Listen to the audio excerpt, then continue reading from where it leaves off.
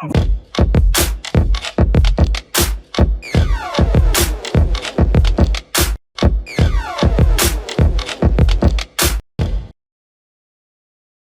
what's up, everybody? Welcome back to another episode of the Liquid Lunch Project. I am Matthew R. Meehan alongside my partner, the Professor Luigi Rosabianca. What's on tap today, Lou? Matthew, I am blessed to be sharing this podcast with two Matthews and one more colorful than the next. On this podcast, we've got Matthew Lesko. He has 50 years of government grant experience that he's going to share with us so that every small business will learn the ins and outs of getting those government grants. Mr. Lesko, welcome to the podcast. Well, thank you. Colorful. Man, you guys didn't put the bar too high, did you, for color today? So, Matthew, tell us, I don't know the first thing about government grants. Like, how do you start navigating that roadmap between state and federal? Kind of give us the government grants 101 as a start. Well, I was the same way. 50 years ago, I didn't know anything about any of this stuff, and I had an MBA to boot, so nobody taught me about this stuff. And I was starting businesses, and they're failing. Then I started, when you fail a lot, you become a consultant. Oh, you guys are consultants, aren't you? Bingo. And so I was consulting for Fortune 500 companies living in Washington, and I'd get them, mostly mergers and acquisitions stuff. And they'd want money and market studies and all this stuff to go into new areas and everything. And I just run around to all the great libraries in Washington getting the information. But what was interesting, when I go to the libraries and get something, I said, like Procter & Gamble want to start a chain of pasta stores. What year was this? Pardon me? What year was this? It's like in the 70s. Yeah. The 70s, okay. Before the internet. Yeah. Before the internet, before anything. So where would you get the data back then? Would you just go to the Library of Congress to try to gather that data? Washington is the biggest libraries in the world at the time. Now, anybody with a website does. And so I'd go to those libraries because they're all special libraries. You had them for agriculture, you had them for commerce, energy, special libraries for everything. And then I started talking to librarians, and I was telling them about the pasta project I was working on. And he said, "Oh, no, you want to talk to Charlie. He's over in room 417. Charlie is the in-house economist that studies pasta." I said, "Holy shit, we got somebody doing that in the government?" Really? So I go up to Charlie's office, knock on the door. He's got a little cubby It's not hole. just pasta. We got one guy analyzing penne, another guy analyzing lasagna. So the long story short, I'd sit there for like 2-3 hours, couldn't get out of his office.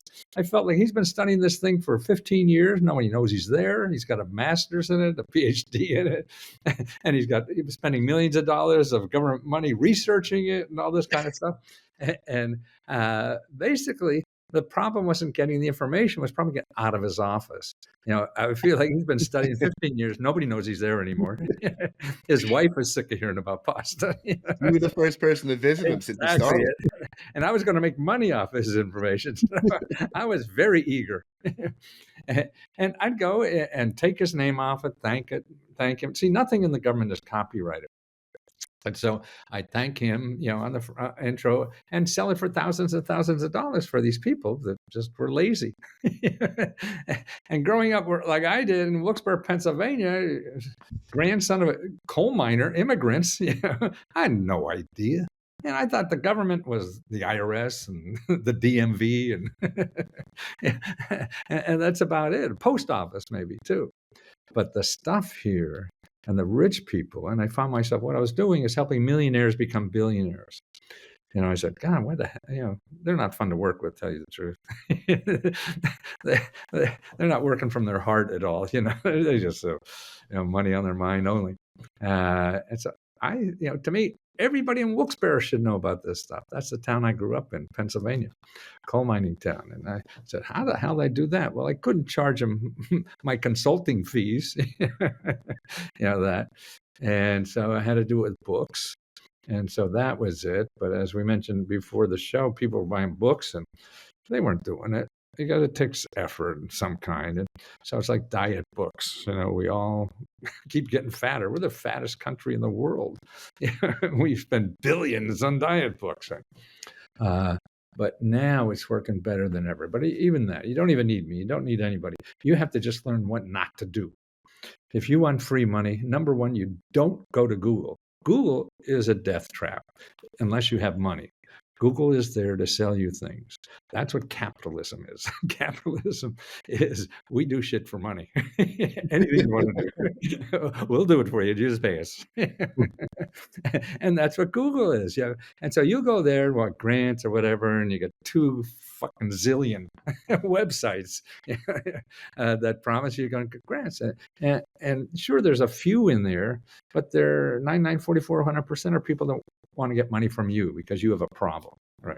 So what people don't realize is that 40% of everything in our economy is there to give you money.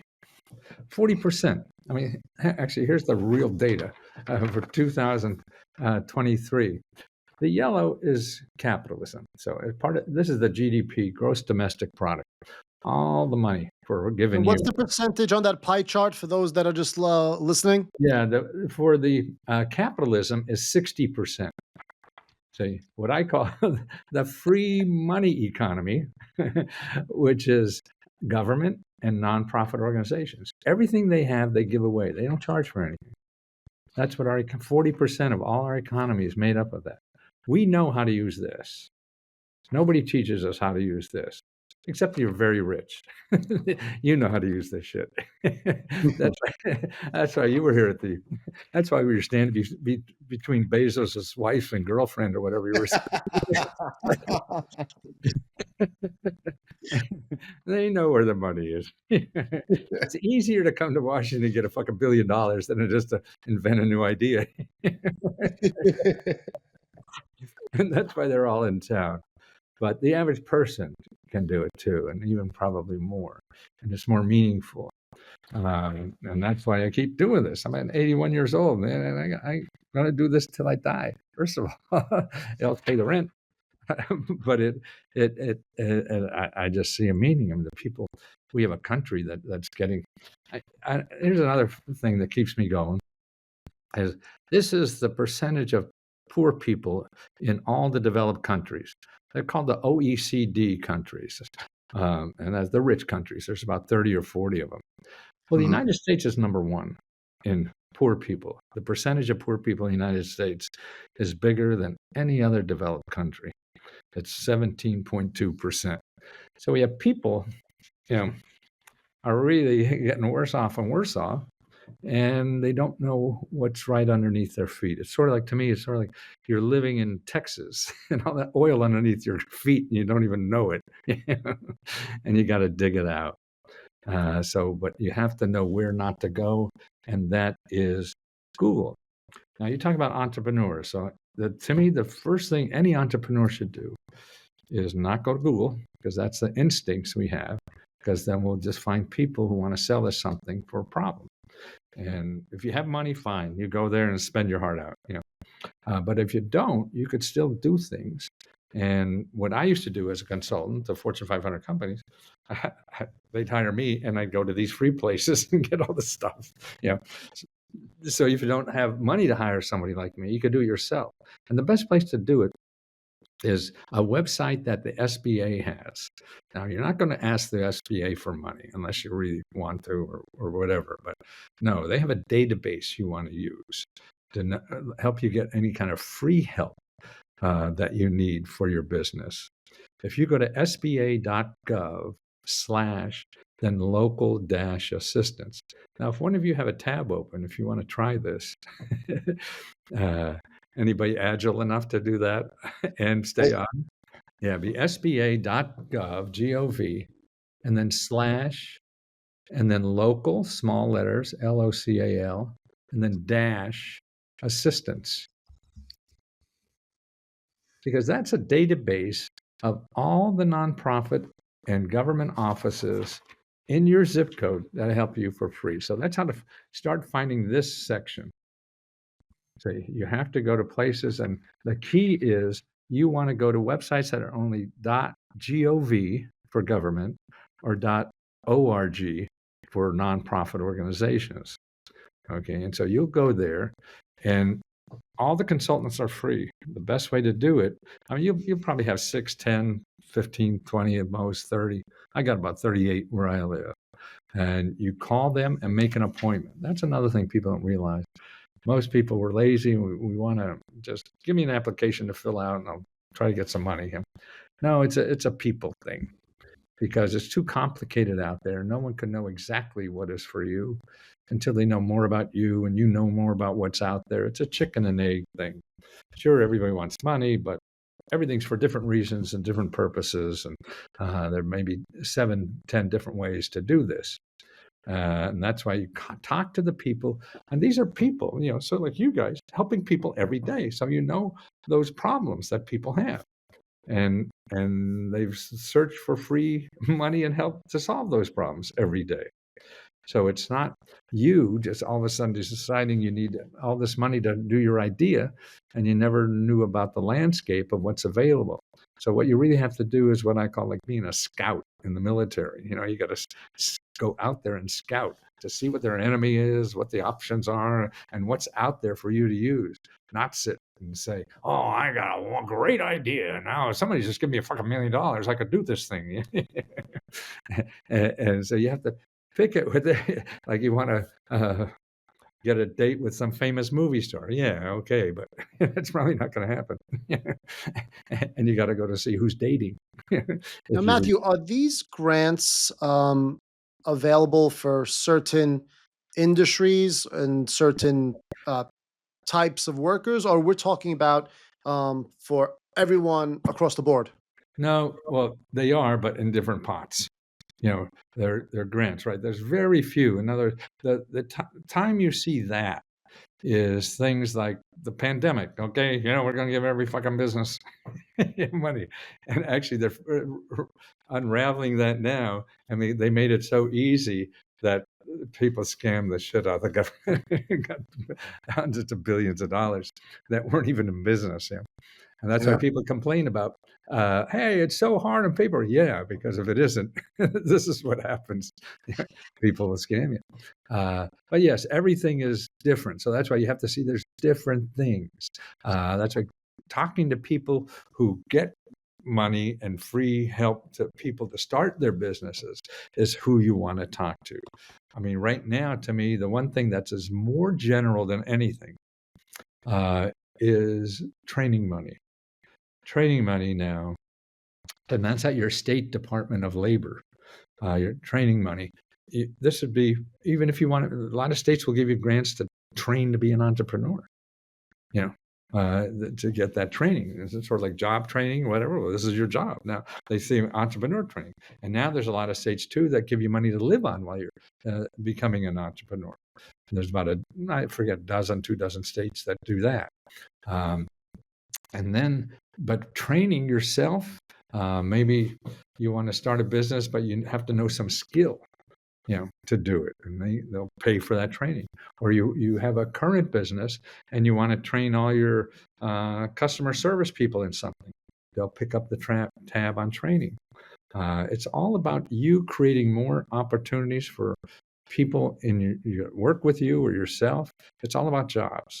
The government gives this money for you to create jobs or start a business and create jobs, or just create a job for yourself.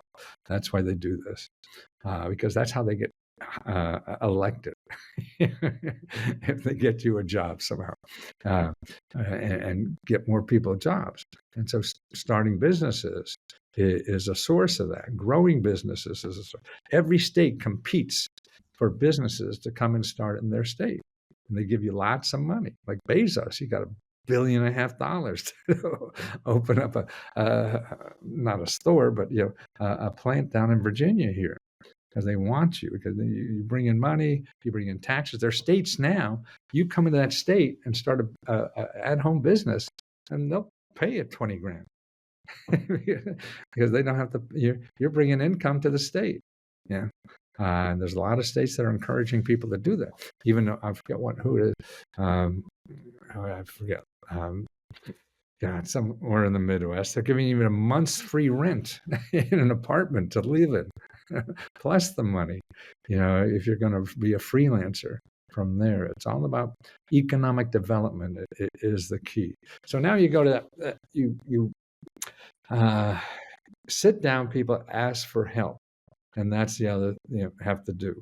And the other thing, the biggest thing that people don't realize is the biggest pot of gold for business is not grants, it's contracts. Because a grant is usually a one-time thing, and they're important. Or grants are like for training people. I'm sure you get another training grant for that. Or actually, what's happened now, there's a lot of free rent all around the country now because our economic development people aren't doing them. Yeah, like Washington, D.C., we got a lot of closed up rental stuff. I don't know if you noticed, but there are a lot more restaurants that could be open, but they're not. So what the local businesses do is they give you free rent for a year. I mean, the politicians do. So you could try a business. So it's now one of the best times to start a business because the government will help you try anything and give you free rent and help you to see if something works. That's why you want to know the system and learn the system. And the system is not Google. The system is Google if you have money. But if you want to hustle and find the stuff that can help you without spending money, it's in that 40%. And you have to learn how to use that. And Matthew, what are those economic development zones we hear so much about? Yes. Well, we hear a lot about opportunity zones, but you also have small economic development centers all around the country that actually help people. Everybody has that. Mhm. And that's why you don't have to know that. You have to know, because that's so complicated and it's different in every city and state like that, so it's hard. You have to know where to go to talk to the people who know that shit and do it every day where you live. See, that's what this SBA thing, you've got a half a dozen, 2 dozen organizations that deal with this all the time, and all their mission is to get you to start or grow a business. There's nowhere else you're going to do that won't charge you. The other place too is eda.gov.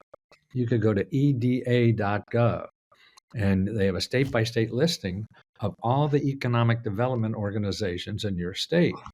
So like if you have a client or something that has is in any one of those states, well, they have to be in one of them probably. Tell them to contact every one of those organizations. Get on their list. They're going to be the first to know. The government doesn't have marketing money, and that's what Google is. Everybody's selling your shit, right? So they have to get money back from you. The government's giving away billions of dollars, but doesn't have a nickel to advertise. So you're not going to find out about it unless you get on their list, you talk to people, let them know that you're there because they want to know about you. They have money, they want to give you money, so you vote for them. That's why also don't be afraid to talk to your elected official. If the SBA screws you over or any local government messes you over, you call your elected official. And you could get that easily by going commoncause.org, and put in your zip code, and you'll see all your elected officials. So you start calling, starting from the top. You got two senators and one congressman, and that's just at the federal level. That's a good place because there's a lot of good federal programs. And you call everyone, make an appointment, talk one of their staff person. I'm a small business in your district, and I need grant, because they could even. And I see it now, though. My congressman in Maryland, he brags. He gives a big list of all the companies he got money for. They brag on that. Because if they get like 10, 15, 20 grand for you, you'll vote for that son of a bitch no matter what they do. This is why Bezos is here down. So, I have a question for you. With everything that's going on right now, with the Doge and everything else, do you think a lot of these grants are going to dry up? So now is the time to start getting It'll be bigger. involved? It gets bigger every year. Ignore Yeah. ignore the fireworks, especially with this guy, man. He just loves setting off fireworks. It entertains them. And then it scares all the other people in the opposition. Oh, we're going to go to hell by Tuesday or something like that. And nothing's going to happen. I mean, if he's lucky, if after 4 years he could change this fucking thing 2 degrees, but that's a Yeah. lot in 40 Yeah. years from now. Well, I mean, you're in the heart of it all. You've been there for years. So 50, I seen them come and go in the same song and dance. And that's why what bothers me, it stops people. So you're a small business. Oh, I better not go to government. Trump said that he's going to cut everything. No, he's going to give more away, to tell you the truth. And actually, because it's already baked in for 2025. He's not going to change the budget for anything. We think any programs yeah. are going to help us. If they're helping Mr. Elon, maybe he'll change it. But for you and me, it's too much effort. So on average, from your experience, what is the average time frame from start to finish to actually get the grant money in your hand? Yeah, it's if you have a fire drill for Tuesday, this isn't it. But it may be you can mitigate some of the problems, like getting people to help you. Like my wife, not my wife, that's a 4 year thing. So my sister, uh, helping her, she has a small business. I went down and talked to one of these organizations with her and her business because she's in big financial trouble. And they just help her step by step get out of this bloody thing, all for free. I mean, sure, we all like to have somebody on a white horse come back by with a sack of money and solve all our problems. But that's not it. And what's, to me, solving problem is having a wide enough vision to know the options. So if Right. you find somebody who's an expert at this and does it all the time, knows these options and how to push what button when and how to do that. Otherwise, you're scared and still waiting for a Lone Ranger come. Hmm. And they're never going to show up. So you've been writing books for a very long time now. I remember seeing you on TV back in the early 2000s, right? Yeah. On some of the books that you were writing on grants. Now, has it shifted from books to more online these Oh, days? definitely. No, Okay. I was out of business for a while there. Okay. Nobody but, and I'm a computer geek from the 70s. I was a professor of computer science back in the 70s. And when reference, but that was it. And the internet. But now it's better than ever. I stumbled into it by accident. I started a subscription basis, what I call a community. I didn't even know what the fuck a community was. It's sort of a hot buzzword, but I just thought it was a mailing list. Maybe that's and I wanted to help people more and make sure more and more people knew about these things. And I said, well, I'll put a subscription. I didn't want to be the $10,000 guy again. I want to be the $20 guy. I want to help people really need this stuff. Okay. And so let's just start a subscription. And it just took a life of its own. And what it is now is 15,000 members of our community that help each other get the money. Okay. Shh, don't tell them. I don't do much work. And where is that community based? Is that on your own website? Are you using? No, I have them in the other room. Let me show you, people. No. Okay. It's lesgohelp.com. Letsgohelp.com. Yeah. Awesome. And that's it. And I see, and anytime, every day, we have 3, 4, many 5 hours a day of members that are live Zoom call you could talk to about how they got money. And they volunteer to do this. It's all about giving. It's about helping other people do something. And how the thrill I get out of helping people is getting that, God, I mean, I have a phone number I could give somebody. And the guy wrote me, I actually answered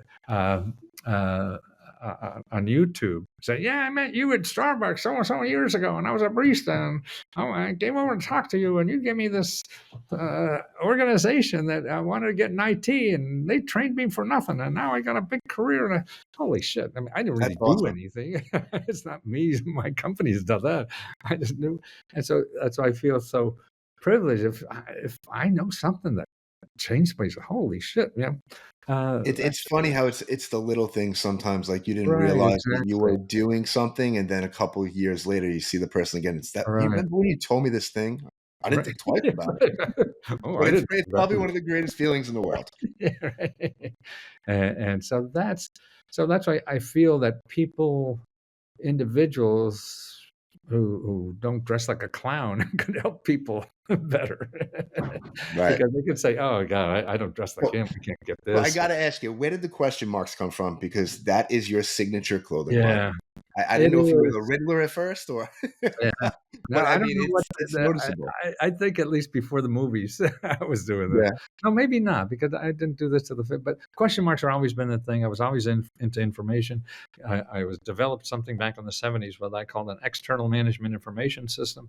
So uh, corporations could get information about what's going on outside of their company. Okay. Because everybody it was back then in the 70s, like computers were just handling payroll, and stuff Right. like that. Everybody's worried about what's inside the company. And then after the oil embargo, when this little country nobody knew about brought us to our knees, hey, it's shit outside your company that you have to worry about more than what's going on inside your country. So with my MBA in management information systems, I was developing what I call the external management information system so they can monitor all the important factors outside their competitors, technology, government, all the stuff that's going on outside the company, and keep an eye on that. And nobody knew what the hell I was talking about. Oh, fuck, I did research. And that's where Wow. that came. And then, see, to me, question marks is like then you could get an answer on anything, and Mhm. now it's even exploded. You get a billion answers on anything. But the important thing is asking the right question. The answers are easy.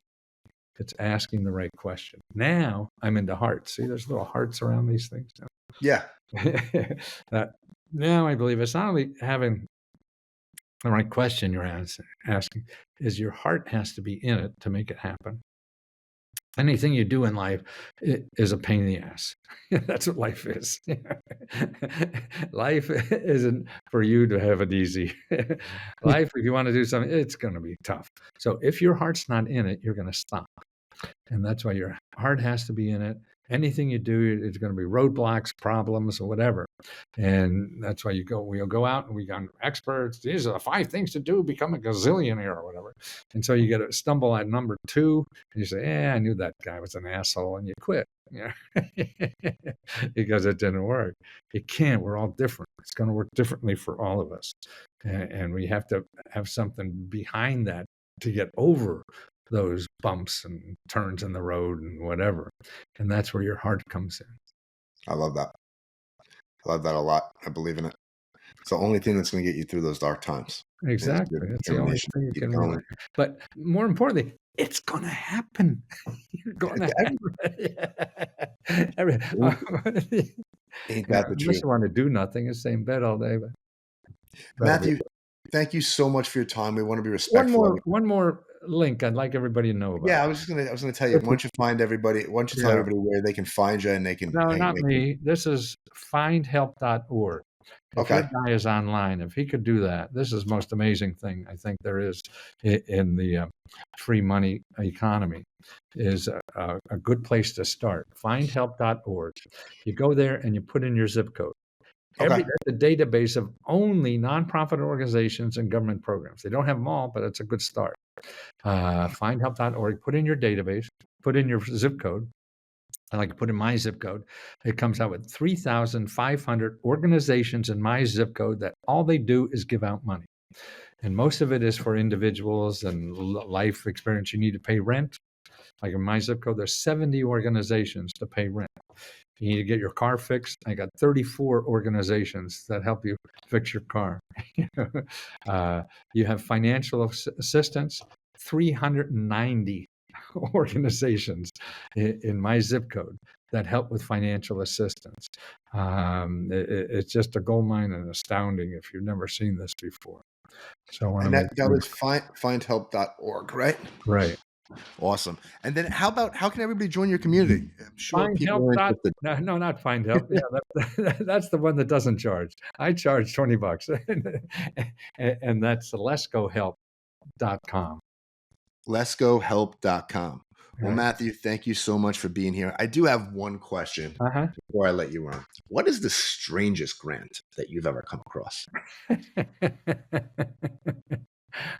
I remember back, I used to use this a lot on talk shows, is that the government was working on got a grant to turn human poop into food. No way, really? Honest to God. Yeah, we got grants for everything. It was for NASA. How could we recycle into energy? Yeah. And I remember I was on some talk show. I forget who the lady was, and she said, "Oh yeah, they're going to call it poopernickel." That's funny. But Matthew, it's thank there. you so much. Everybody, that's a wrap for the Liquid Lunch Project. We'll catch you on the next episode.